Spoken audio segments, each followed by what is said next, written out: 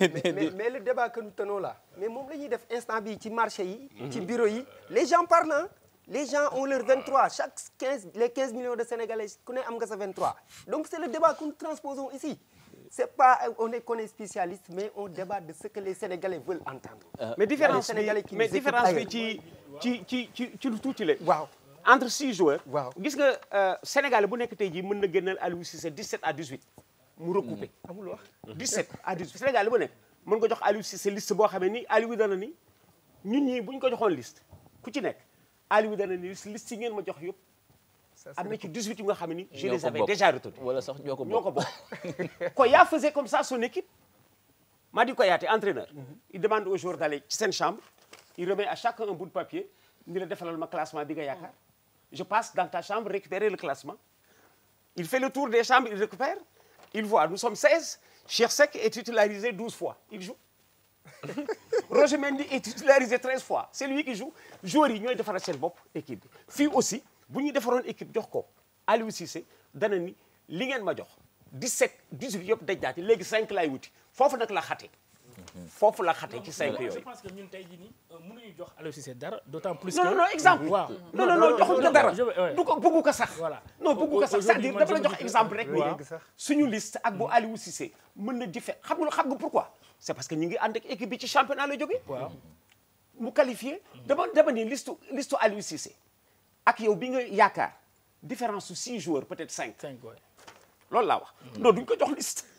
non. bon ABF je pense que l'appel de ABF est très important. Il ne l'adresse pas exclusivement au plateau mais plutôt de façon générale à la presse.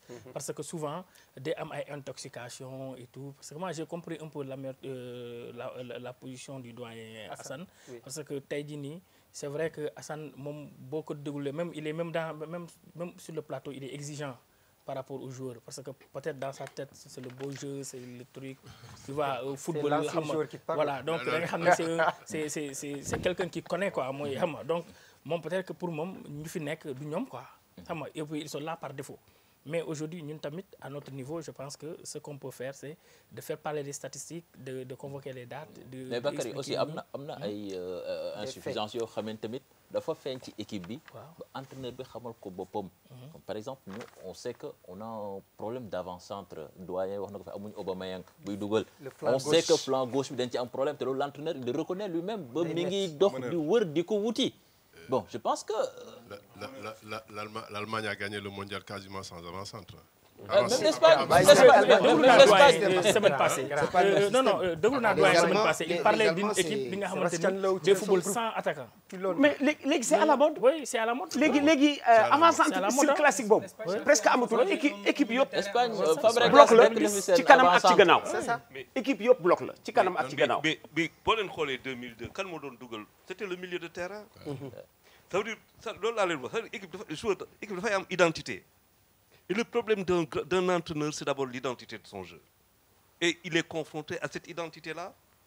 C'est ça son problème. Nous avons par exemple, Sadio Mané, il fait partie au moins des 5 meilleurs joueurs au monde. Amul entraîneur beaucoup de redouté. Sadio Mané, à lui seul. C'est-à-dire toute équipe bouille d'ailleurs contre le Sénégal, ton problème c'est Sadio Mané. Mais Sadio Mané, il faut que Balbignon Simon. Il y a deux choses. Ou Balbignon Simon pour finir quoi.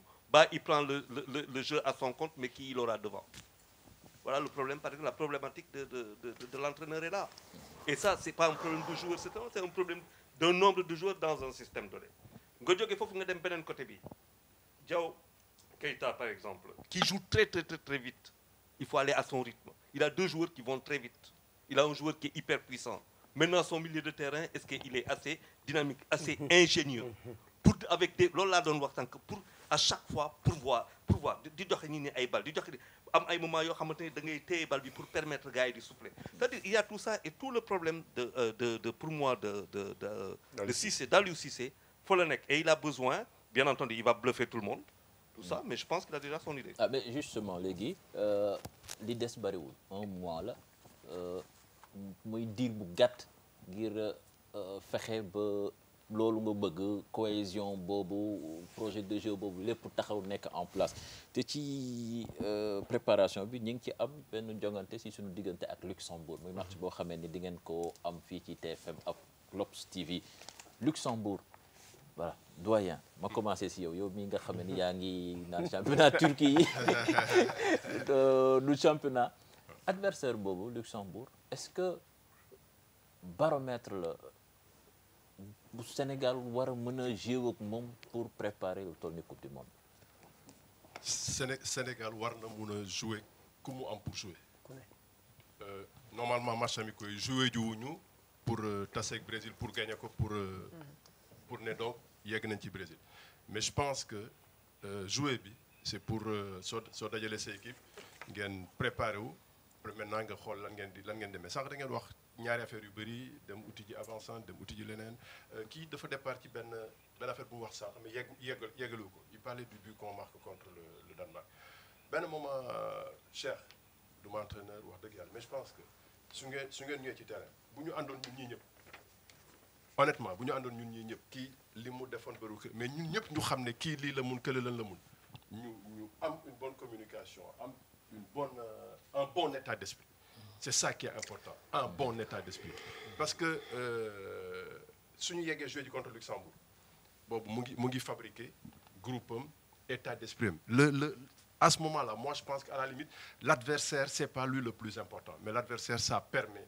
yéen naka ngeen di jouer naka ngeen di dérouler naka ngeen di xamee suñ moment bi ñu fa yegg si parce que tam comme je dis li ñu am ñun xam nañ ko te wallaay am nañ loo xam ne xëy na mën nañ ko bañ a ñëwee kenn ci àdduna on arrive à un moment boo xam ne capital confiance bi ngay am ak état d'esprit bi mu lay fekk ci moment boobu li mu am ci importance moo ëpp lépp li ñuy wax suñu góorgóorloo Sadio Mané il sort d'une saison extraordinaire qu'on le veuille ou non il va être notre locomotive en termes de confiance Sadio Mané lan lay xalaate lan moo koy mën a tëj ci football amatul ku mu jàkkaar loolu war na la mën a jiitu fi ñuy dem ànd ak ñi ko war a gunge à tel point que pour defal benn mayonnaise bu ndaw ci moment boobu jouer ak Luxembourg dina tax nga xam lan moo ci manqué mu dolli dem jouer ji deuxième match bi contre Croatie mu xam lan moo ci des nga jouer ce troisième match moment bi nga wàcc ci arène bi le 18 mais ak li nga am ak li nga mun yow pare nga. Charles tactiquement c'est un match qui peut apporter quelque chose à cette équipe du Sénégal.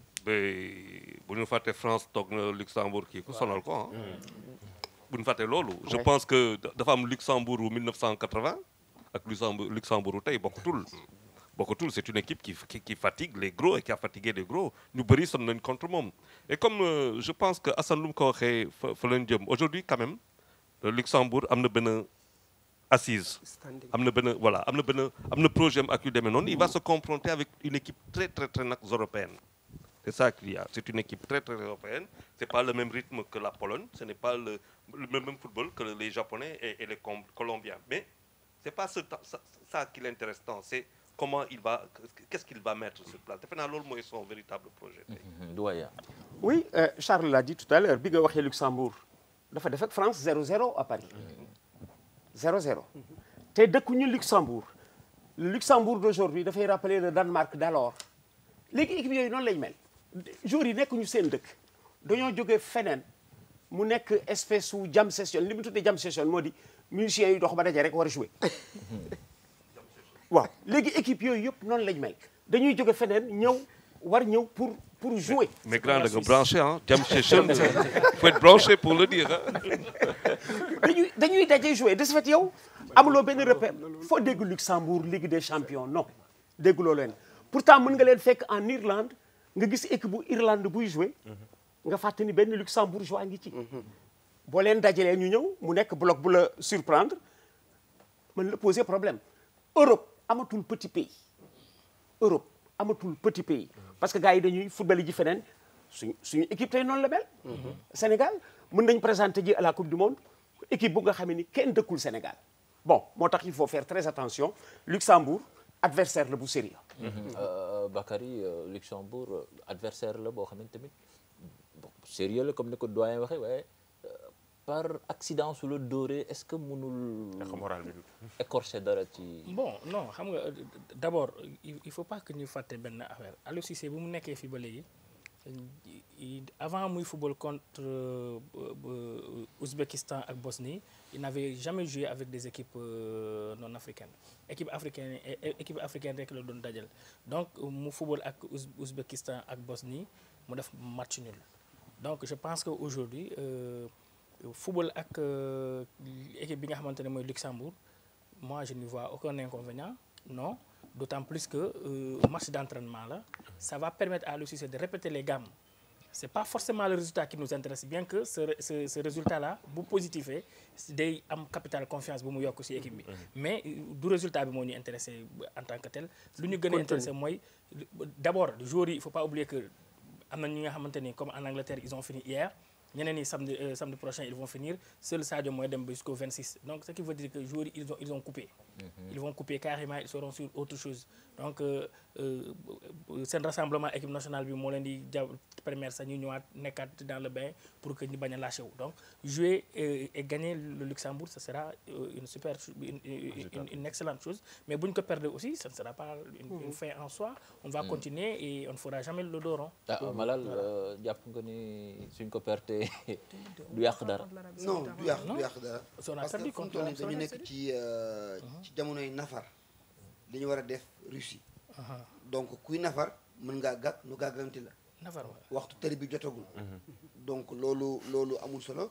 essentiellement mooy que Aliou en fait non révision répétition lañu nekk en fait.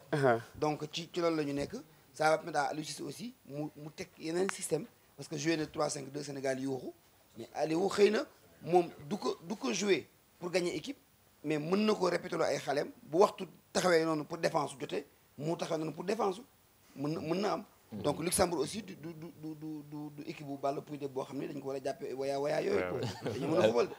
apparemment dafa mel ni tout le monde. il faut se méfier. non c'est un bon adversaire et je pense que ça peut juste ñu convoquer aussi histoire pour man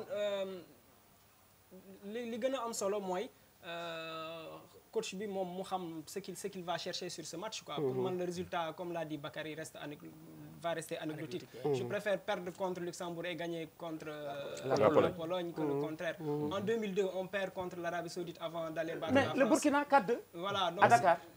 Avant la CAN 2002 justement c'est des pour man boo ñëwee ba moment bi à un mois de la ça va être à quelques semaines de la Coupe du Monde.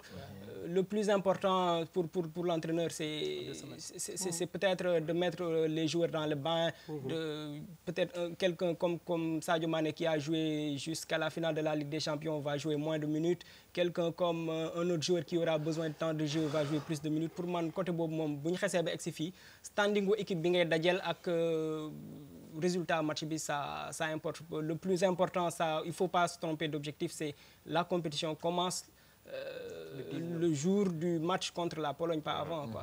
Diago moi balaa Mamadou di jël moi je voulais juste dire que il y a 2 mois ci ginnaaw bi ñu amul woon adversaire mais tous les Sénégalais se disaient lu tax fédération bi amuñu adversaire tey on a un adversaire c'est le contenu qui va prévaloir et non le résultat du match comme Babacar nu mu ko waxee. waaye man beneen aspect bi ma doon wax du ci adversaire bi Luxembourg wala beneen équipe mais plutôt parce que dafay permettre ñu répéter comme ni ñu ko waxee gën a waajal li nga xamante mooy compétition moom kay li nga xamante ni moom laa yàgg a déplorer mooy lu tax trouvé wuñu benn match bi nga xamante ni dinañ ko am fii Dakar tàggatoo ak équipe nationale Lions yi supporters yi mën a gisanteeg joueurs yi maanaam ñaax leen pour ñu mën a dem ci coupe du monde au moins yooyu dafa nekk lu am solo éléments yu am solo yi nga xamante ni peut-être di ngeen ma wax ne ma peut-être waa fédéraux yi dañuy wax turu problème stade bi ak yeneen équipe yi nga xam mooy yeneen équipe yi nga xam ne accepté wuñu ñëw jouer Sénégal mais c'est-à-dire toujours yooyu tamit nekk na li nga xamante ni lu mat a bàyyi xel la ci genre compétition yi nga jóg parce que ak moment bi situation bi ñu nekk Sadio Mané day jouer li nga xamante ni mooy finale Ligue des Champions bëggoon nañu Sénégalais yi tamit gisanteeg Sadio Mané fii à Dakar balaa ñu doon dem li nga xamante ni Salif sa xalaat avant ñuy préciser un peu si par rapport à Luxembourg je me rappelle bu ñuy avant ñuy am comment dirais-je Ouzbékistan ñëpp dañu ñoon ne bon Ouzbékistan fu mu jógee mu tenu ñu en échec là am nañu Ouzbékistan am nañu Luxembourg nga xamante ni dafa tenu en échec France donc adversaire bi même bu fekkee ni qualifié wul Coupe du Monde c'est à préciser aussi mais adversaire bi musul qualifié quoi je pense que musul qualifié Coupe du Monde c'est à préciser aussi que adversaire bi nga xamante ne dañ ko nar a tenir en compte bàyyi xel ni que Cissé il cherche beaucoup plus le contenu enseignement yu ñu fa mën a tirer pour mën a au moins avancer par rapport en direction du mondial. Justement dernier match Sénégal avant France kan la woon en amical du woon Arabie Saoudite. Non, on a joué l'Arabie mondial. Saoudite. On a joué un club coréen, je crois. Coréen. Parce que je me rappelle, c'était un match qui s'était déroulé dans l'anonymat total. Club coréen, c'est un club coréen qu'on avait affronté. C'est ce match-là qui a changé le visage de l'équipe du Sénégal. Ça sert à ça. On avait perdu contre l'Arabie Saoudite 3-2. Ça avait fait beaucoup de dégâts. Ouais. Mais il faut dire aussi, il faut reconnaître que la qualité de préparation sur les matchs préparatoires, sur les matchs du moins en 2002, beaucoup l'a bii. Et là, il se pose et Salif posait de quoi, il se pose un problème de moyens. Parce que finalement, on ne prend que ce qu'on peut payer. Hein. Et c'est ça la réalité aujourd'hui. Dans cette Coupe du Monde, c'est ça qu'il faut retenir. On a joué qu'avec ce qu'on peut payer. Et ça, il est bon de le savoir. Maintenant, il faut espérer que dans la qualité, ce n'est pas un retour totalement négatif sur notre propre perception par rapport à cette Coupe du Monde. Quoi, Ouais, point de vue technique. La question, c'est est-ce que le Sénégal s'est bien préparé? Parce que déjà, ñaari match yi ñu joué, ñu ngi fa joué système boo xamee ni yéen a ngi wax ni ça va compter pour du beurre. Mais moi, à mon avis, je pense honnêtement, quoi, et ça n'engage que moi, hein, mais je pense que honnêtement, on n'a pas mis la Coupe du Monde, en tout cas de cette année, teguñu ko fu ñu ko waroon teg. Tu vois la préparation. Même l'engouement. Ça veut dire il y a plusieurs choses qui le prouvent, qui le montrent. Hier, je me demandais, est-ce que vraiment, quoi, nous avons déboulé le samedi, est-ce qu'on allait à une Coupe du Monde tellement de bi, qui sont là, il y a une sorte d'apathie générale, l'ambiance est maussade. Est-ce que nous avons confiance? Il se pourrait que par rapport au jeu qui a été déployé, les Sénégalais qui sont très friands de technicité, les préparations aussi, c'est comme qui dirait que, en tout cas, je ne sais pas à la fédération ni au niveau technique, mais il me semble apparent que Khalis bi néew fi loon pour que Sénégal ait la meilleure préparation possible. Non, mais Khalis c'est autre chose. Parce que moi, je me rappelle en son temps, quand le journal Record avait donné l'information en exclusivité disant que le Sénégal devait jouer contre l'Écosse le 26 mars à Londres, les Écossais avaient donné leur accord de principe et tout. Donc le matchmaker, c'est-à-dire l'agent FIFA qui était sur le match, avait tout peaufiné. Mais après, les Écossais, ils ont dit non, ils ont demandé beaucoup d'argent. Ils ont demandé presque 300 000 €. Est-ce que Charles Faye, aujourd'hui, vous êtes d'accord que le Sénégal paye autant d'argent pour un match tu n'es pas sûr d'avoir 500 personnes dans les gradins? Non, moi, ma question n'est pas là. Hein. Ouais. Non, ma question n'est pas là. On joue une coupe. Ça veut dire que dafa am niveau boo xamante ne da nga fay tollu mu am lu muy laaj. yoroo ko. Loolu moo ñu dal. Loolu moo ñu dal. C'est pour cela que se mettre aujourd'hui pour mettre une pression sur Aliou Cissé et les Lions, je pense qu'à la limite même quoi, c'est totalement déraisonnable. Munoo bañ a nekk ci niveau boobu ba pare di am lu ngay laaj. Boo xoolee suñuy stade yi ak ainsi de suite. Au niveau des clubs et tout, à la limite même quoi, c'est-à-dire on est à cette Coupe du Monde et moi je suis tout à fait d'accord avec toi en pensant que ce n'est pas le projet 2018 et que c'est 2019. Ça, et puis ce qu'il dit aussi, c'est tellement vrai que, d'autant vrai que le match amical qu'on a joué contre l'Ouzbékistan, c'était un match presque gratuit quoi.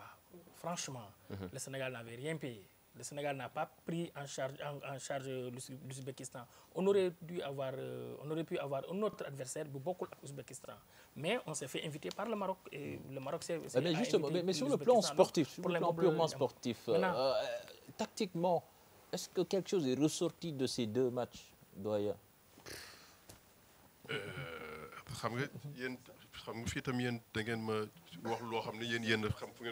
C'est sûr que jamais de jouer 3-5-2. Bakary, ça c'est Bakary qui... Pendant la compétition, pour le tolof d'avait fait l'un dans le obligé de jouer. Moi, je trouve que c'était bien. Schéma, nous essayons.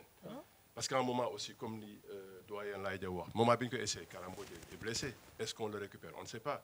Qui c'est qui va terminer? Comment? Donc, da ngay jël sa matuwaay sooy nafar kay yow am nga droit lépp nga xool ko.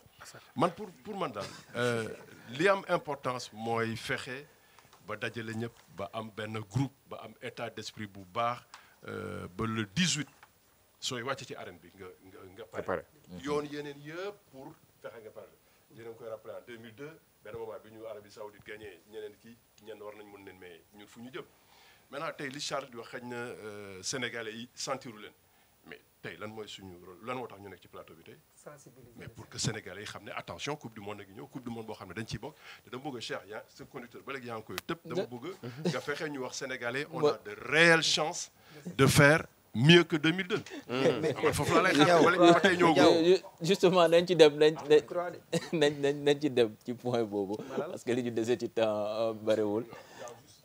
dama am lu mu bëgg a préciser par rapport au système 3-5-2 bon je suis pas content mën na ko essayer man pour man leen laay déplorer mooy moment yi mu ko essayé moment yi ko essayé bon je pense qu'il est là depuis 2015 si je me juum si je me trompe pas mars 2015 il a attendu 3 mois avant le mondial pour essayer système boobu. ci 3 mois yi la xam ñan ñooy adversaire am.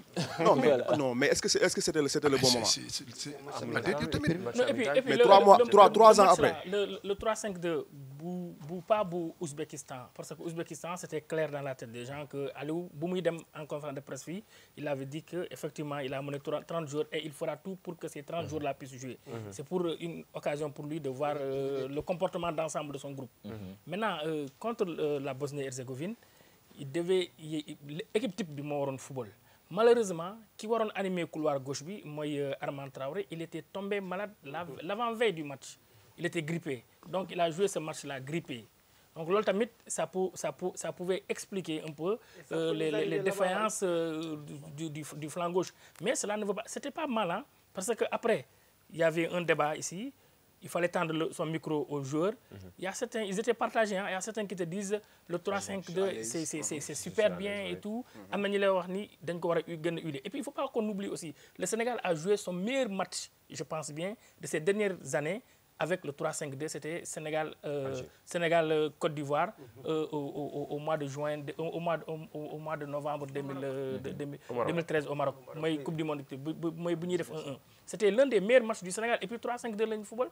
Donc c'est pour dire qu'aujourd'hui, peut-être que machine B, il y avait un maillon de la chaîne mais nga xamante ne moo grippé woon moo nekkoon ki nga xamante ne c'est bien on va progresser comme ni ko doyen waxee question boobu ñu teg ko ci table bi équipe bi ak équipe 2002 bi forcément comparaison yi il faut ñu kii man moom personnellement je pense que équipe bi moo ëpp potentialité mais est-ce que équipe bi Charles Faye du ma sa d'accord loolu mais dans son élément en 2002 Salif Diao teel nañu départagé Salif nee na équipe bi moo ëpp possibilité bu 2002 man loolu laa gis mais 2002 équipe bi moo ëpp possibilité oui. mais seetal adresse yi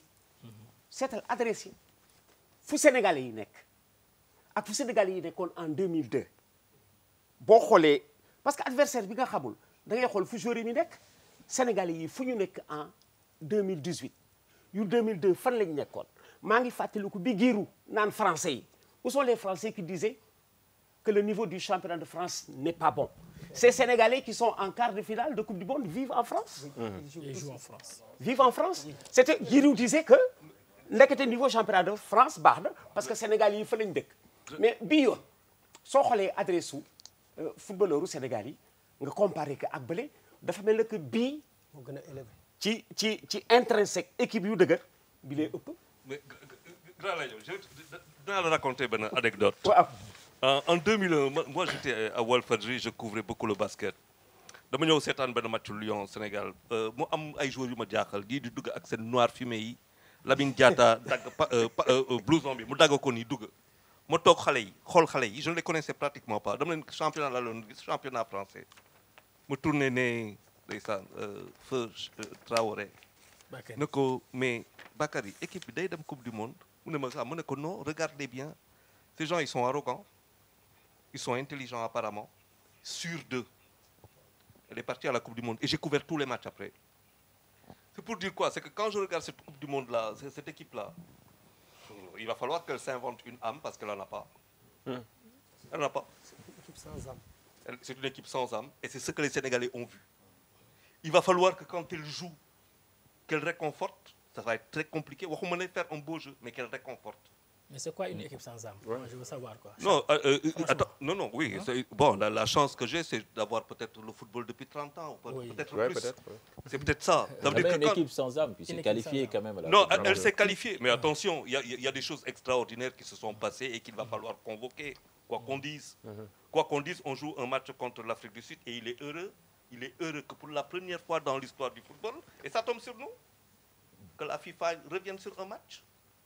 C'est la première fois dans l'histoire du football. Non, c'était la deuxième. Je suis désolé. Ou la deuxième fois, bon, d'accord. Je ne suis pas d'accord. Non, d'accord. Oui, que tu sois d'accord ou pas. Depuis tout à l'heure, tu défends Cissé, je le vois. Mais bon, je défends personne. C'est une affaire de nom, de patronyme. On l'a bien compris. C'est pas grave. C'est son cousin. Je ne défends personne. Mathématiquement, Charles, ce match n'a pas pesé à la fin. Non, je suis désolé. Peut-être que quelquefois ça a influé. Non, je suis désolé. C'est-à-dire, on peut dire tout ce que l'on veut. Le Sénégal mérite sa qualification à la Coupe du Monde. Maintenant, quand vous avez 15 millions de personnes qui sont restées froides, vous devez vous poser des questions. Si vous ne le faites pas, c'est que vous êtes à côté de la plaque. Non, mais ça... En 2002, il y avait la CAN. Vous ne pouvez pas. En 2002, il y avait la CAN et le Sénégal a joué la finale. Mais attends. Oui, première finale de l'histoire. Mais ça veut dire, c'est ça l'histoire. Ça veut dire que 2002, on a une équipe qui va au bout de l'aventure. Ok, ça n'est pas arrivé cette année parce qu'on n'a pas eu de Coupe d'Afrique cette année. Voilà. Donc on ne peut pas mesurer. Donc il n'y a pas eu d'adrénaline. Football, il n'y a pas eu de passion. Il n'y a pas eu d'adhésion. Il y a pas mal de choses. Donc ça veut dire que on joue le premier match contre la Pologne. On attend du Sénégal. Encore que moi, je n'attends pas très... Parce que bon, Non, Charles, il faudrait aussi que nous fassions la part des choses entre la valeur sportive de l'équipe nationale du Sénégal et le système de communication et de marketing qui doit accompagner cette équipe nationale du Sénégal pour vendre l'image et faire rêver le peuple. C'est deux choses différentes. Aliou Cissé ak xale yi football lañ leen sant ñu ngi koy def gagné nañu qualifié nañu mission 1 accomplie fédération bi moo war a def li mu war a def ni yeneen réew yi def am un système de communication de marketing pour jaay image équipe nationale bi gént gi ñoom ñoo ko war a jiite mu law ci askan wi dañ ko war a taf ci mbedd yi di ko waxtaane dugal ko ci ëtt yëpp mais la fédération ne fait pas ça. On a un plan de communication on est le 14 mai on a un plan de communication bi la Coupe du Monde commence le 14 juin il n'y a aucune communication faite autour de l'équipe nationale fu ñu jëlee mooy équipe nationale foo gis photo xale yi donc loolu bu nekkee nag amul passion boobu voilà on sort de la question un tout petit peu Ndao Faye, est-ce que cette équipe du Sénégal de 2018 a les moyens de faire mieux que celle de 2002? Ah, j'espère, hein. Après... Non, on l'espère tous. Cheikh, les may bañ mooy on peut toujours spéculer sur le niveau d'une équipe, mais pour moi, on va toujours, malheureusement ou heureusement, mais on va toujours convoquer 2002 tant qu'amuñu lu gën 2002. Je suis parfaitement d'accord. Hein. Mais li père laay wax dama ci ànd ak moom c'est-à-dire bu ñu doon mesurer peut-être valeur intrinsèque chaque jour on aurait peut-être dit que xëy na y a un plus par rapport ak équipe bi mais il y a pas que ça qui fait une équipe. L'équipe de 2002 avait peut-être un mental boo xam ne on était presque sûr que sur un plan mental mënuñu dajeek équipe boo xam ne dinañu mën a ëpp mental et tout. Peut-être équipe bi soo amee lu muy jàngat par rapport ak équipe boobu bu amoon lu muy jël ci équipe boobu ce serait surtout cet aspect psychologique am force mentale boobu boo xam ne on se dit que quel que soit l'objectif quel que soit l'adversaire en face on va lui rentrer dedans peut-être mais sur le plan sportif je pense que y a pas équipe bi nii amul lu mu mën a en tout cas les joueurs de façon générale amuñu lu ñu mën a ñee les joueurs de 2002 ci même moment à quelques semaines d'aller à la Coupe du Monde. Maintenant li terrain bi di wane la dernière Coupe du Monde bi Ghana di def quart de finale bay waaj a dem demi-finale contre Uruguay. Ça se joue sur une main de Suarez. Je ne suis pas sûr que équipe Ghana boobu bu ñu jëlee aspect mental comme je dis aspect psychologique et tout ça bu ñu ko jëlee teg de côté je ne suis pas sûr que équipe Ghana boobu ëpp na valeur équipe Sénégal à l'heure actuelle. Maintenant li ngay wane ci terrain bi nag ça dépasse le volet sportif le volet tactique technique ak affaire ça se joue sur beaucoup de détails yoo xam ne il faudra être mentalement prêt pour que li nga am sur le plan sportif mën a gunge loolu quoi.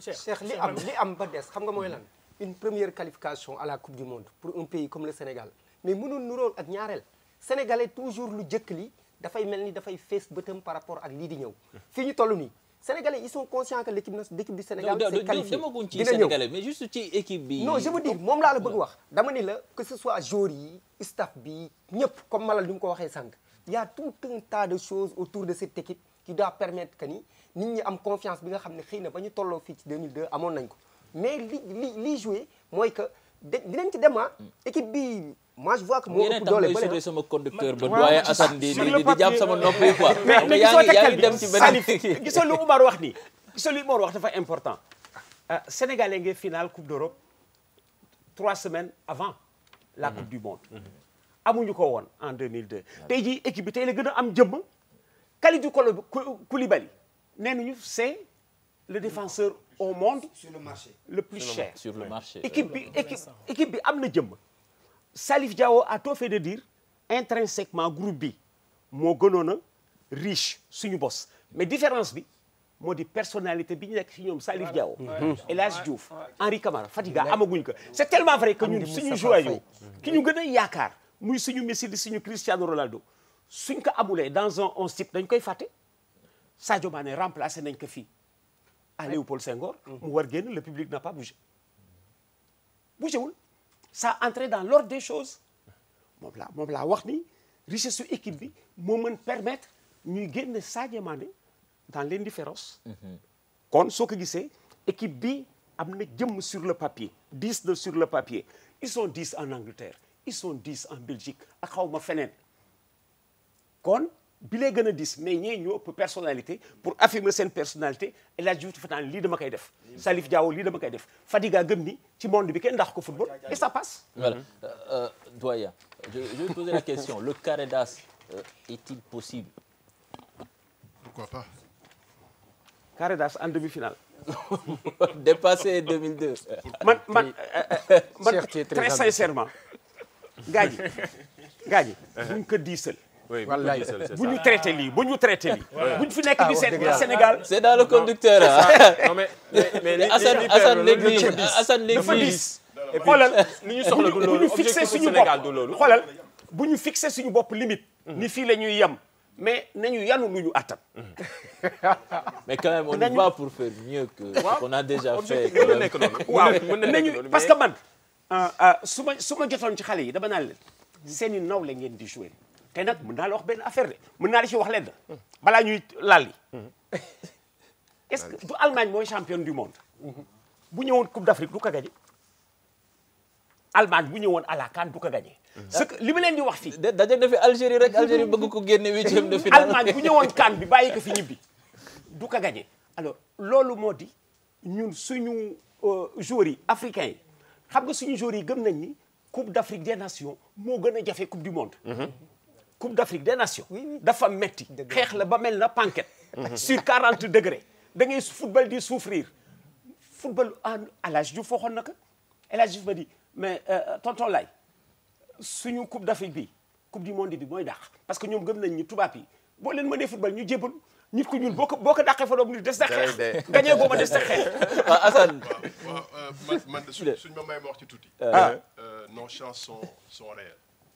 parce que man ci le peu bi ma seetaan ci football déglu ko ci football jàng ko ci football état d'esprit ba mu lay fekk capital confiance ba ngay am boo ko yóbbuwaale ànd ak sa détermination mën nga jongante ku nekk tey suñuy wax problème de niveau ñun on nourrit quel complexe par rapport à qui Sadio Mané mun na faale Neymar non ils ont le même niveau ils jouent les mêmes championnats actuellement Sadio Mané confiance bi muy ñëwaale fële su ko andiwaale ci équipe vous parlez d'identité de l'équipe de 2002 mais identité on se forge une identité bon les gars peut-être ils sont un peu trop plus critiques sax que man mais voilà des matchs références ñun suñu premier match en CAN contre la Tunisie histoire xaw ñu rey stats yi xaw ñu rey mënuñu bokk ci leen mais on sort nos tripes on sort un mental de lion féroce ba génn ci match boobu le deuxième match qu'on joue on déroule les gars on se qualifie sur un coup de dé on ne passe pas mais 2002 gënuñu quasiment parcours suñu xoole loolu bu ñu paree ci loolu continuer dem ci suñuy championnat bu ñu yëg si 14 juin ak 18 juin ci mondial fii gars yi ñëpp di toll ñun fa la ñuy toll. Pourquoi pas ñun léegi duñ ko mën a vous parlez de Kalidou Koulibaly Thiago Silva tu le mets à côté de Kalidou Koulibaly il baisse les yeux pourquoi jamais il baisse les yeux quelqu'un aussi bien quelqu'un d'autre on a un bon groupe on a actuellement un bon niveau en plus on a un sélectionneur boo xam ne il a un vécu nag tamit xam na ban moment ngay fexe ba gars yi am rage seen bët xonk ñu am confiance sur un match tout peut arriver donc moi je crois dur comme fer à nos chances. Non man c'est par rapport d'abord à la génération 2002 moi je pense que c'était une génération spontanée bi nga xamante ni elle était il y avait cette insouciance en elle c'est-à-dire c'était le petit poussé tant à la Coupe d'Afrique qu'à la Coupe du Monde. Même Coupe d'Afrique, ça c'était un peu relatif. C'était la Coupe d'Afrique, c'était un peu relatif. Ouais. Mais à la Coupe du Monde, c'était le petit on était déjà qualifiés pour la Coupe du Monde. Voilà, donc la Coupe du Monde, nous étions les petits poussés. Donc malgré tout, le Sénégal a eu à tenir tête aux grandes nations de foot telles que la France, Danemark, l'Uruguay et tout. Mais il ne faut pas que nous fassions une affaire. Statistiques, entre 2002, 2001 et 2002, Bruno Metsu, il est arrivé en 2001. Donc dafa ñëw ànd ak coup de chance mu jàll Aliou Cissé il est là depuis 3 ans donc Aliou Cissé tey mën naa wax ni vécu bu mu am en équipe nationale en tant qu'entraîneur Bruno Metsu amu ko woon bu mu yóbbu Sénégal en coupe du monde donc loolu tamit chance la c'est l'une des chances parce que maa ngi ko doon wax Kanel sànq ni balaa may ñu dugg si j'ai dit que Aliou Cissé 29 matchs officiels de football c'est-à-dire qualification CAN 2017 qualification coupe du monde et tout tu vois am 12 matchs amicaux am 19 victoires 8 nuls 2 défaites donc loolu je pense que ça peut jouer sur la balance mën na jouer sur la balance maintenant bon statistiquement parlant je pense que l'équipe mu ngi fii quoi xam nga mën na tenir à n'importe quelle équipe mais il faut qu'on fasse doucement ñu bañ a euphorique xam nga ñu jël les matchs les uns après les autres xamal ni joueurs yi comme doyen laa mu wax seen i naw la ngeen di dajal fu mu nekk nii dañuy dem pas à pas pour atteindre objectif bi c'est-à-dire atteindre objectif bi moi je pense que déjà bu ñu qualifié deuxième tour rek loolu Sénégal atteindre na objectif bi parce que tamit il faut pas qu'on oublie qu'il y a un nivellement de valeur tant en haut qu'en bas parce que tamit en 2002 suñu joueurs yu bëri dañ doon bëgg jaay seen bopp xam nga ils étaient en France pour la majeure partie bu ñu fa jógee rek ils ont eu des contrats yoo xamante ni vraiment xam nga mooy loolu maintenant aujourd'hui tey on a des joueurs yi nga xamante ni ils évoluent dans le haut niveau et pour s'y maintenir moo gën a jafe léegi nag fii nag la entraîneur di war a mën a wan boppam parce que l'aspect mental doit prévaloir surtout que on va jouer au moment bi nga xamante ni fin de saison la fin de saison les muscles dañuy lâcher l'énergie bi du fi nekk donc Aliou Cissé gestion du groupe voilà gestion groupe bi et Charles l'a dit aussi au début de l'émission sénégalais yi souvent bu ñuy toog lu yàgg ensemble day indi problème donc loolu yëpp xam naa ne entraîneur bi ak staffam bi mais même la fédération ils savent que loolu noonu c'est lu tax sénégalais yàpp àdduna ñëpp di toog un mois ngeen di preuve yéen ay ñaan dañuy soufflé léegi dem seetaan benn reportage xam ne Mamadou Ndiaye moo ko def chez Mame Birame Diouf moom nag leeragul ndax dina bokk ci mos que Bakary wax. non man xaw ma ci dara. Mame Birame Diouf raconté par sa famille son père qui a été très très ému dans ce reportage que je vous propose de suivre avec Mamadou Ndiaye.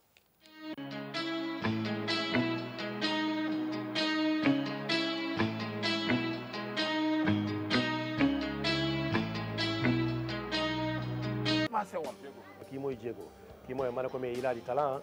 Mame Birame Diouf, le petit gamin des Parcelles Assainies, acteur du théâtre des rêves absolus.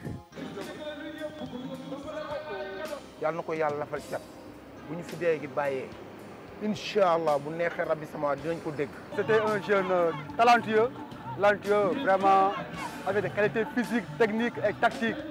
Ici, on le surnomme Diego, référence à la légende argentine Diego Maradona.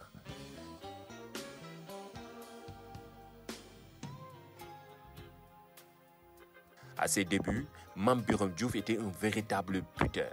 bi mu nekkee.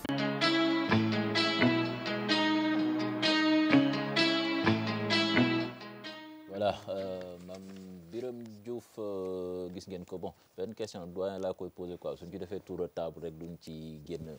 gis nañ ni joueur bu wàcc deuxième division la mais est-ce que quand même sélection équipe nationale débat la. déedéet du débat parce que xam nga groupe bi ñi ci bokkoon ba léegi di ànd ak moom ba fii Aliou tel na ko waxaas xëy na 5 lay wut pour compléter du débat parce que soo xoolee deuxième division wu Sénégal gis nga xool ko ci suñu deuxième division léegi deuxième division wu Sénégal ak première ñoo yem deuxième division ak première parce que professionnalisme dafa gën a yaatu nekk deuxième division du la tee am volume de travail bu rëy surtout que deuxième division bi dafa gu fa séjour dafa wàcc te amul différence deuxième division ak première partout dans le monde li am Sénégal moo am feneen herbiers qui attendait les herbiers en finale de Coupe de France cette année et tenez-vous bien les herbiers dañu finale Coupe de France 3e division wàcc 4e division. voilà wàcc nañu 4e division.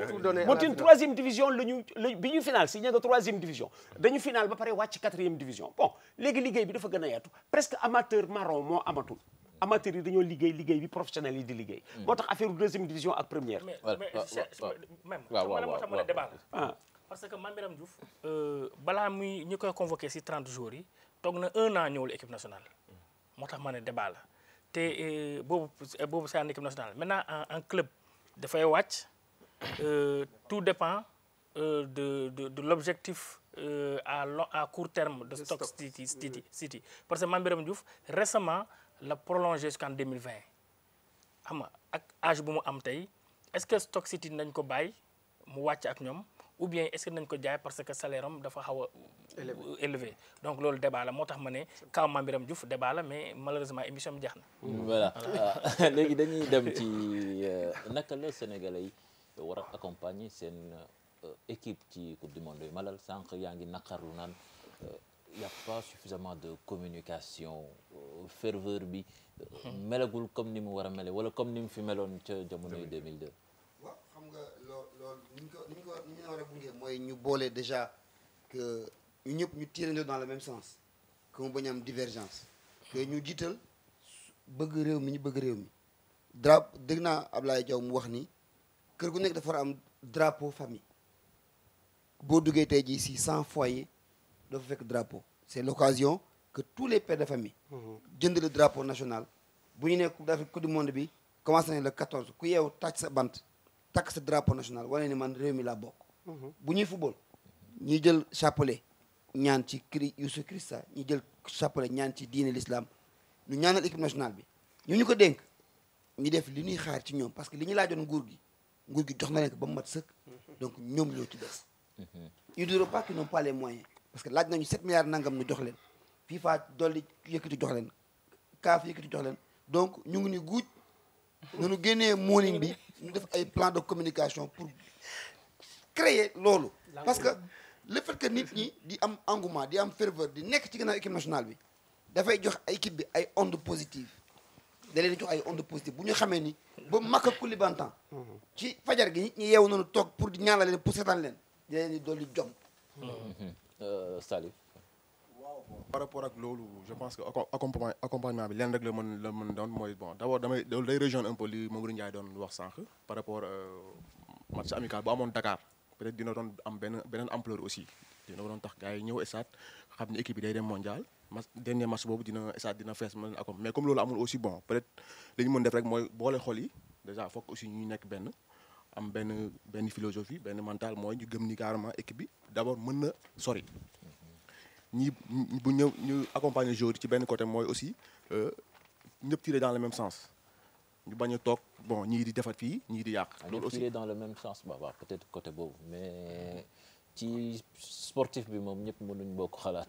non ba par rapport ci objectif yi quoi. waaw objectif yi aussi foog ñu jàpp am benn objectif en même temps bon tirer dans le même sens comme ça mooy maanaam bon ñu bañ a yàq aussi. xam nga loolu aussi c'est à souligner équipe bi même bu fekkee ni bon am na ambition dem fu sori mais bu amee ñoo xamante ni ñu ngi def lu ñu équipe baa ngi def lu mu mën derrière am na ñuy yàq te condition aussi suivre je pense que aussi loolu aussi ça a déploré aussi.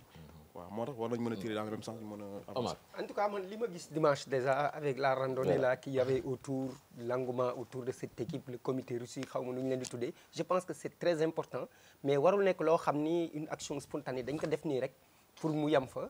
Durant tout le mois, moi je pense que je me suis dit dans ma tête que ni ça devait être le mois de la Coupe du Monde. De jour J-30, à partir d'aujourd'hui, tous les Sénégalais, toutes les autorités autour de cette question-là devaient faire de sorte que les Sénégalais se disent que chaque jour, Coupe du Monde bi tey la. Chaque jour, Coupe du Monde bi tey la ba ñu yegg le 19 au premier match. Mais malheureusement, en tout cas, ce que j'ai vu avant-hier, c'était excellent avec le ministre, le premier ministre et tout. Mais il faudrait que mu nekk ay action xam dañ leen di répéter parce que tey jii les Sénégalais de tous bords comme Salif nu mu ko waxee ki nekk ba Kédougou ki nekk ba Matam ba Podor ba dëkku ba Niaguis ba Sédhiou dëkku Bakary mais ñoom ñëpp ils ont besoin il faut savoir que ci Sénégal la ñu bokk et que équipe nationale dafa leen concerné donc il faudrait que tout un chacun se sente concerné mais loolu li koy def mooy peut-être ñu créer cet engouement autour parce que quelqu'un me disait qu'il était au Maroc. Le Maroc prétendait ou bien espérait organiser la Coupe du Monde 2026 mais nee na dafay mel ni Maroc organisé na ko déjà waxuñu la nag Coupe du Monde bi ñuy participer donc que tout un chacun s'y mette ñun ñëpp ñu tirer dans le même sens parce que Sénégal tey moo soxla on est tous sénégalais ndam li su fi ñëwee day neex pour sénégalais gis nga 2002 nu mu doon neexee mais su fekkee leneen moo am aussi ñun ñëpp du ñu neex donc essayons de faire en sorte que cet engouement puisse exister autour de l'équipe. Mamadou sànq yaa ngi doon naqarlu match amicaux yi nga xam ne mënuñ ko organiser fii. loolu la Manal wax na ko ñi nga xamante ni samay confrères lañ aussi wax nañ ko que tout un chacun s'y mette c'est important mais li ñuy naqarluwaat rek mooy li nga xamante ni mooy équipe bi du jouer fii ci Dakar balaa moo dem. mais dinañ fi ñëw xam nga loolu baax na ñëw bi baax na mais toujours ñu toujours trouver mu am sénégalais am possibilité jàkkaarloo ak ñoom. gis leen même si c'est je sais pas benn match amical boo xam ne dañu ko doon def ak benn sélection équipe bu Ligue 1 sénégalaise boo xamante ni genre du match bu nga xamante ni wala kii mais tàggatoo lay doon ak li nga xamante ni mooy peuple sénégal. Charles, en 2002 tu étais vraiment un acteur de cette Coupe du Monde dans le rôle des médias. Entre-temps, qu'est-ce qui a changé? Est-ce que en 2002 c'était l'effet de la première par rapport à cette deuxième qualification? Non, je pense que le charisme. L'équipe avait le charisme et c'était contagieux. Les gens ont suivi et puis aussi il y a eu beaucoup de phénomènes. Il y a eu aussi l'ANPS. L'ANPS, il ne faut pas oublier que c'est en quasiment 2001, 2002 que ça se remet en place sous les directives de Mamadou Koumé, le président, et que donc on va assister pour la première fois à une Coupe d'Afrique avec toute une délégation de journalistes sénégalais soutenus à l'époque par le pouvoir. Et à la Coupe du Monde, c'était pareil. Donc ça faisait une pression sur l'équipe. Et il y avait une telle alchimie. En 2002, il y avait une alchimie. C'est peut-être ce qu'on n'a pas senti. C'est ce qu'on n'a pas senti cette année. Maintenant, on a un mois pour travailler cela. Nous commençons en tout cas, et ça, il faut en remercier. Je pense qu'il faut dire un grand merci quand même au PCA qui s'est beaucoup battu pour cette affaire-là. Parce que Phil Katagon, il avait envie que les Sénégalais voient ça. Je pense que nous, Ligue Bobo Amnenko. Donc, il y a avant cette Coupe du Monde, moi, il y a nous, mais nous ne sommes pas les seuls. Il y a aussi les autres qui vont travailler pour faire mousser. Il y a la fédération certainement qui va faire quelque chose. Mais pour que les Sénégalais adhèrent au projet, c'est sur le terrain, c'est au terme de 90 minutes. Le 18 juin, ça nous rappelle quelque chose dans notre histoire, dans l'histoire du monde aussi. Sénégalais, soir du 90 juin, on a un match nul ou une victoire. On joue le 19. Le 19, autant pour moi. Donc le 19. Ça veut dire qu'on peut se retrouver le soir dehors parce que tout simplement, les gosses nous auront mobilisés pour ça. Voilà, doyen Hassan. J'espère quand même que les Coupe d'Afrique amul ren ji comme ni mu ko amee woon 2002 ba ñu dem finale que loolu xawul wàññi dara ci def koy parce que Charles mi ngi wax ni que ay joueurs yu charismatique te joueurs yooyu je pense que seen charisme aussi ci Coupe d'Afrique boobu lañ ko commencé woon kii parce que avant la plupart c'était des anonymes. Permet. Il y avait aussi les journalistes. Ça veut dire aussi, il faut savoir, dafa am ay waxu xam nga notre football depuis dafa wàcc bu baax bu ñu xoolee 2000 ak dafa wàcc bu baax la navitalisation de notre football est une catastrophe pour le football et pour la presse sportive aussi surtout pour la presse qui couvre le football parce que niveau dafa wàcc bu baax a baax. Voilà gis nañ xeer bi. waaw Cheikh li ma waxoon sànq maintenant liggéey bi fii lay tàmbalee il faut que ñu dugal ko ci bopp Sénégalais yi suuxat ko bon leneen li ngeen di inquiété wu je pense que ku xamoon Sénégal démb ku xamoon événement yi ñu doon jiitu defe naa jamono yi moom wax dëgg yàlla macha allah on touche du bois tout le monde tire dans le même sens gëj nañu dégg ay réeroo gëj nañu dégg ay lenn luy andi jaxase lépp a ngi jaar yoon.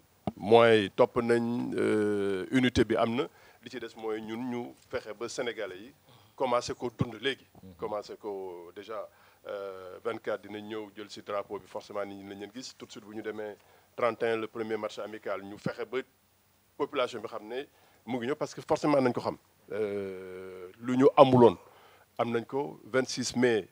nit doon na ko bañ a faale mais tey ñëpp dinañ seetaan final Champions League xam nañu Sadio Mané bu fa jógee day dem mondial donc forcément loolu yëpp day mun na remplacer CAN bi ñu amuloon en 2002 mun na aussi les performances yu ñu def ci seen championnat yi parce que yéen ñëpp suivre nañu Angleterre bërki démb pour xam lan la maam def lan la Cheikhou def donc li ci des mooy ñun ñu continue def suñu liggéey et puis fexe ba dëkk bi yëngatu daal dëkk bi xam ne am na luy gën a rëy ci àdduna ci sport luy xew. Bon, je pense que tout a été dit ah man amatuma dara lu ma ci yokk à part que ñu mobiliser wu rek gunge équipe bi comme Charles l'a dit man nag am naa chance bi nga xamante ne dama koy fekk biroom daf may raconter ay anecdotes yu bëri si coupe du monde donc sànni la xeer voilà c'est comme ça. waaw man aspect bi ma bëggoon bi ma ragal ne dañ koy fàtte surtout mooy que àdduna aussi dafay doxan peut-être qu'en 2002 souvent exemple bi day ñëwaat toujours am na aspect bu am tey bu nit ñi war a jël en compte c'est peut-être un peu plus la digitalisation bi gën a am doole un peu kii les gens aujourd'hui sont très fortement présents sur les réseaux sociaux tey jii sénégalais yi souvent foofu benn exutoire la si ñoom peut-être rajo yi ni ñoom li ñu doon wootee fréquence bi ñu doon wootee bi di ko dund ci kii bi dañ koy déverser ailleurs si réseaux sociaux yi pour man engouement bi xëy na des na feeñ ci mbedd mi te loolu comme ni ko Malal waxee liggéeyu fédération moo des ci côté boobu ci côté communication bi autour mais pour man les Sénégalais ils sont déjà au cœur de la coupe du monde te peut-être mën nga ko bañ a gis ci mbedd mi mais c'est des choses que tu vois sur Twitter c'est des choses que tu vois sur Facebook c'est des choses que tu vois dans les groupes de discussion ci réseaux sociaux yëpp les gens Ligue des champions bi Sadio Mané di qualifier finale nit ñi dañ koy vivre ak moom même bu ñu supporté wul Liverpool bu Liverpool nekkul seen club à plus forte raison équipe nationale pour man peut-être lii nii c'est peut-être le calme avant la tempête mais bu ñu egsee à quelques semaines de la coupe du monde les gens vont être à fond dedans quoi ouais. Mais Cheikh ma ajouter juste que le 24 mai la ñuy jot drapeau bi mais si cela se faisait au stade Léopold Senghor avec 60 000 spectateurs. C'est une proposition d'Oumar Diarra balaa may jëlaat Seydou Kalidou pour mu tëj doyen. waaw doyen 2002 je me rappelle bi ñu qualifié yow yaa nekkoon ci antenne bi yow lañu doon seetaan. 2002 voilà engouement boobu yëpp fa la commencé fa la juddoo comme ni ko doyen wax liggéey bi commencé na mais nan la ñu war a def ba sénégalais yi jàpp ci ñoom ñëpp ñu dugg ci mouvement bi gunge équipe bi yokk ko doole. kii Malal wax naka communication bi amul woon au début gisoo presse bi moo defar làmb ji au Sénégal presse bi kese moo defar làmb ji ana rajo bu amul sa émission làmb ana télévision bu amul émission làmb bon ci côté boobu fédération sénégalaise de football am na nu mu waroon def ba am émission parce que kenn du diriger li gën a rëy ci dëkk bi je disais à quelqu'un grande mosquée de Dakar ak stade Léopold Senghor ñoo gën a rëy ci dëkk bi ñooy ñaari kër yi gën a rëy ci dëkk bi mais ku leen am foog nga ñëw wax ak nit ñi ñi yore football bi dañ dul wax ak nit ñi waroon je ne sais pas ndax yéen a ngi rappelé bi fi Ibrahima Soumaré jaaree journaliste te wutoon fi benn émission thématique il avait compris que loolu la woon il vient mais il dit Sénégal ndekk te lii moo fi manqué les footballeurs c'est ce que dirige le football ne parle pas aux footballeurs ou ne parle pas au public kon bis boo soxlaa public bi ci benn bis doo leen am c'est ça le problème léegi nag li ci des le public il attend xam na li xew il attend bon ñu souhaiter ñu am occasion bu ñu exploser mën ànd ak seen équipe parce que bëgg nañu équipe bi te gëm nañu équipe bu Sénégal bi bon li ci des nag football moo amul certitude 2 plus 2 du 4 ci football xam nga loolu xëy na ma nekk 8 wala 10. merci doyen. Il faut revenir sur le match du 31. Ce sera en direct ici en exclusivité. moom kay laay jël moo tax sax ñuy dégluwaat Seydou Seydou Kalidou yaa ngi ci ligne bi. maa ngi ci ligne bi bonsoir. voilà rebonsoir. En tout cas voilà rebonsoir ce fut un très bon débat. Donc xam naa ne posé ngeen les vraies questions.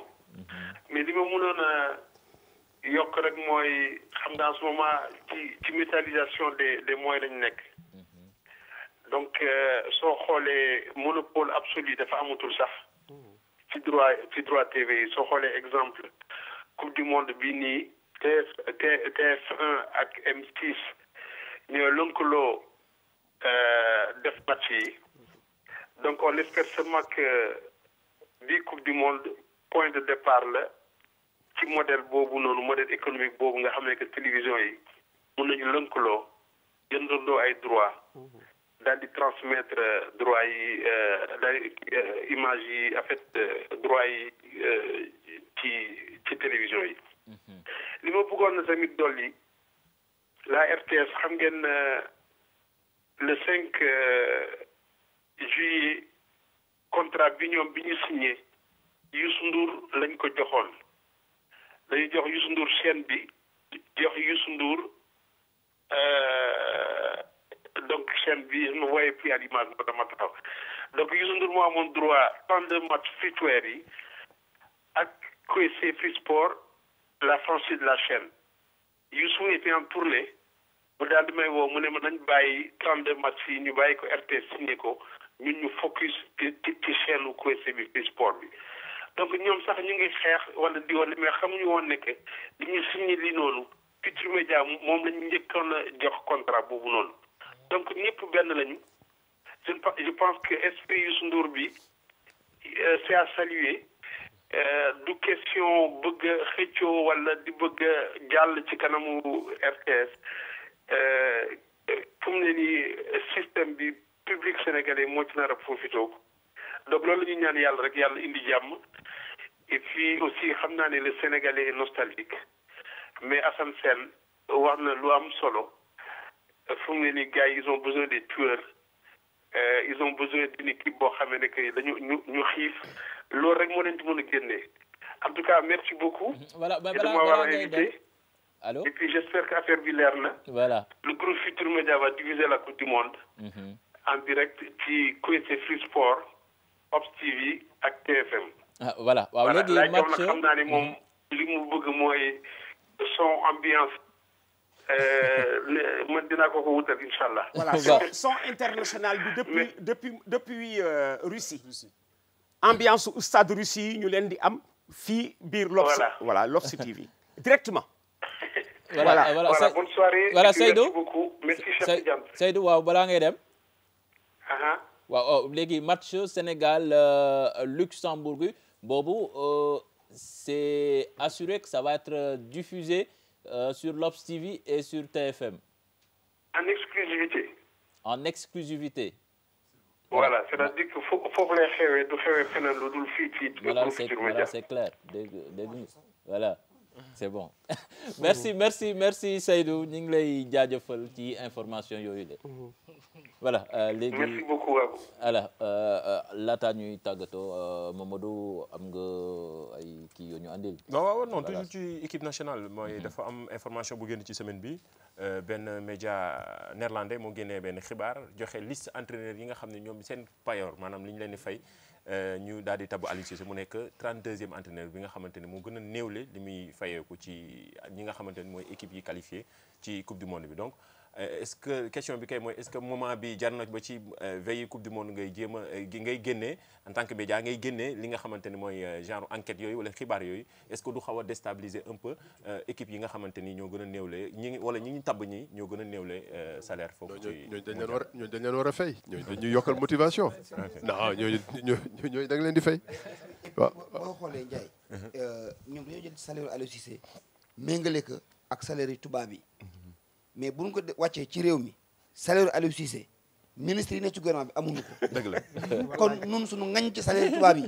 dañu wax loolu. non te ñoom ci ay statistiques ay recherche la ñuy liggéey quoi. ay recherche la ñuy liggéey ak ay statistiques. Mamadou à la coupe du monde 98. maa gënoon tuuti les salaires ci reporter yi mais dama kontaanoon.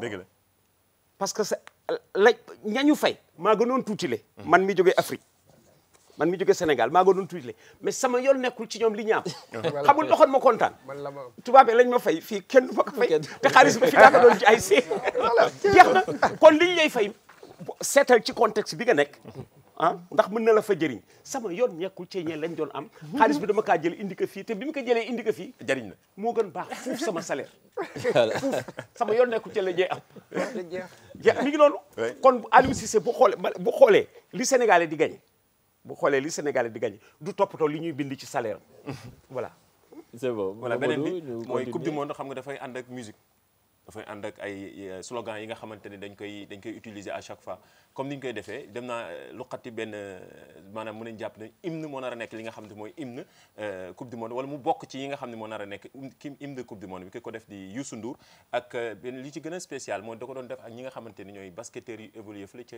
NBA maanaam ñooñu ñooy gën a ñaax ñi nga xamante ne mooy suñu gaynde yi pour bu ñu demee ci coupe du monde 2018 ñu am fa ñu gën fa am taxawaay bu am solo image yaa ngi ni mën nañu ko seetaan te ñëwaat ci plateau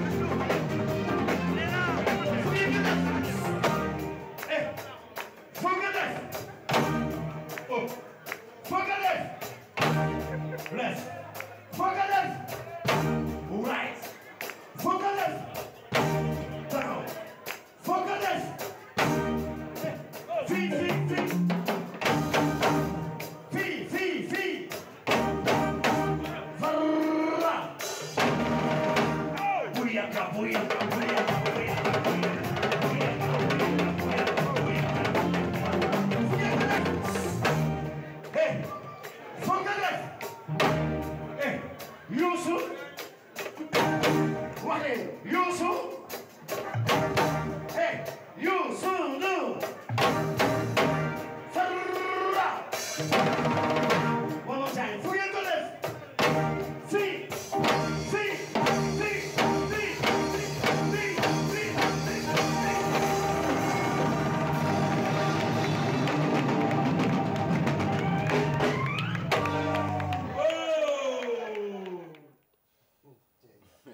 mais ni ñu ko gisee noonu ak Youssou Ndour moom mi nga xamante ni tàmm nañu. oui doyen xam naa rate ngeen pas de danse. non xam nga lu sama xel nekkoon li mu ngay xool yëpp. maa ngi naan est-ce que village yu Sénégal ci Russie du mel nii. village yu Sénégal ci Russie. waaw bu fekkee nii lay mel danaa dem ah. noonu la nar a mel père. village yu Sénégal. en attendant ñuy gis yeneen surprise yi nga xam ne Youssou Ndour fas yéene nañu ko indil ndax ñu ngi xaar beneen duo ak Black M bu nga xamante ni déjà clip officiel bi ñu ngi koy waajal. bi mi ngi ko doon def ak waa site académique fii ci week-end bi soirée privée la woon mais mu nekkoon occasion bi nga xam ne waa joueurs quelques joueurs présenté nañ leen ci image yi ñu nekk NBA ñu ci mel ni ñoom Lowell Denk ñi nga xamante ne jaar nañu Lakers ay ay équipes yu mag yu nekk fële ci États-Unis di yëngatu wala fecc wala ñu génne benn slogan bi nga xam ne ànd ceeg Youssou Ndour pour équipe nationale bu Sénégal lii yëpp pour pousser wala gën a ñaax ñi nga xamante ne mooy suñu gaynde yi pour bu ñu demee ci Russie 2018 bi ñu am fa taxawaay bu am solo. te dégg naa village bi tous les soirs lii la ah xawaare Sénégal. village yu kii mais kon Bakary du liggéey. village yu Sénégal ca fële ca Russie. tous les soirs bi. SDF yi mën nañu ñëw rek wut fu ñu làqu tëdd. mais grand lay jaw da nga may may rek sa coupe bi laa bëgg damaa am sëriñ boo xamante ne. ah oui. kaka jox rek. mu def ci ñaan mu ñaan si. déedéet Charles. waaw xoolal su ci ñaanee boobu daf ñuy dem mooyu. bàyyil coupe bi rek dana bàyyil muy dellu si fii ma bàyyi ko foofu waaw ma bàyyi ko fële. déedéet ma indi ko foofu mu dem ci sëriñ bi dam kàllal di rek. déedéet Charles. doyen. déedéet xoolal. non doyen. xam nga da nga wax sëriñ mu fàttali ma suñ sëriñ ba woon ca fële Caire. le marabout était sûr que ñooy gagné coupe d'Afrique bi. non bokkuñu sëriñ. le marabout. boobu laa lay may pour boo lay tëjee ama il était sûr que ñooy gagné coupe d'Afrique maag sëriñ bee bokk hôtel ma dellu si Côte d'Ivoire gagné ñu 1-0 mu ni ma Ablaye lan la ma ne ko gagné nañ ñu 1-0 mu ni ma déedéet gagné 1-0 ma ne ko waaw gagné nañ ñu 1-0 mu ni ma Sénégal moo waroon jël coupe d'Afrique bi parce que camp wu Sénégal tànk du ci dugal bal bii ba na mu demee ma ne que dañu attaqué camp wu Sénégal bii ba mbëkk la mu ni mbëkk ma ni ko waaw mu ni ma bopp ci football la bokk ma ni ko waaw mu ni ma gars yi waxuñ ma ko tànk rek lañ ma wax tànk laa jàpp suñ ma waxal ni bopp ci la bokk kenn duñu gaje voilà kon affaire sëriñ yëpp nañ ko jël teg ko moo tax affaire sëriñ bi voilà Charles merci merci quoi voilà les gars l'émission s'achève ainsi dans la bonne humeur ñuy jaajëfal entité groupe Futur Média yi teew fi yëpp ak sunu xarit Omar Diarra nekk fële ca ndam li ñu xam ko ci ANPS ñoom ñëpp ñu ngi leen di jaajëfal Khadija moom mi nga xam ne moom moo coordonné émission bi yëpp ak équipe technique bi jiite ko Vieux Diouf ci réalisation bi doyen yow tamit ñu lay jaajëfal gis nañ sa taxawaay rafet na loolu te ñu leen di wax ni affaire yi du fi yam en Charles fii ba coupe du monde bi ñëw ñun dinañ bay suñu waar on va essayer de faire mousser quoi oui, le Sénégalais yëpp jàpp ci te information bi ñu rappeler leen ko groupe Futur Média diffuseur de cette coupe du monde qui va se dérouler en Russie à travers ses chaînes de télévision l'Obs TV et la télé Futur Média. Allez, bonsoir, on se donne rendez-vous très prochainement pour une nouvelle émission.